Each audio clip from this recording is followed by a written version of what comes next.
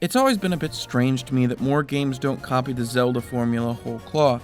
You can definitely see its influence in a ton of third-person action games and the like, but I can count the times someone has made what you could derisively call a Zelda clone pretty easily, especially in recent years.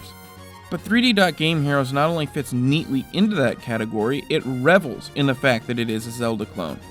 Just about every mechanic within the gameplay is derived directly from Zelda. Whether it's item progression, making your way through a collection of themed dungeons, hell, the game even has some bosses that are very similar to bosses we've seen in multiple Zelda games. Still, the game does plenty to set itself apart. The art style is probably the first thing that anyone will notice about 3D Game Heroes. I think I knew about it before I had any idea what kind of game it actually was. And it is, quite honestly, not only the game's most striking aspect, but its biggest asset, both aesthetically and in some small ways mechanically. The most notable effect of this art style is completely aesthetic in nature. You can design your own character from the ground up, block by block.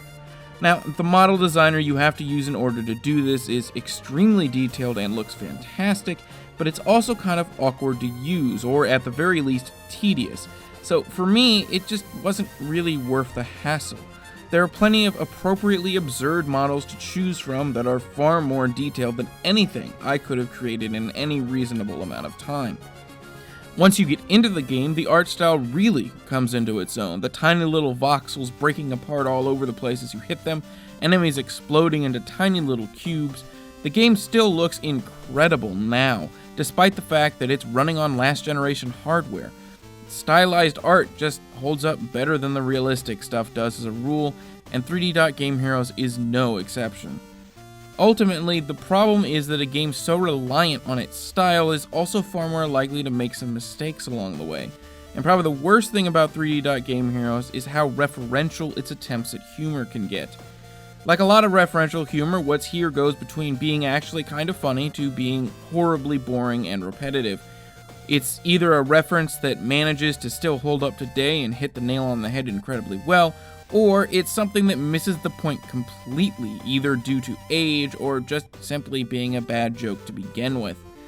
But 3D Game Heroes isn't just its visual or sometimes questionable humorous choices. While the art style might be the primary reason to play, the gameplay keeps you playing. Because while it might be a relatively base-level clone of Zelda, the fact is that there aren't very many of those, especially if you don't happen to own any Nintendo platforms. The formula still works extremely well, and most of the wrapping 3D Game Heroes uses complements it perfectly, making it easy to recommend this game. Every Friday, I look at a game that was either ignored when it came out or has been forgotten since. If you like that idea, be sure to subscribe so you can see the latest videos. If you like this video in particular, be sure to hit that like button, and thanks for watching.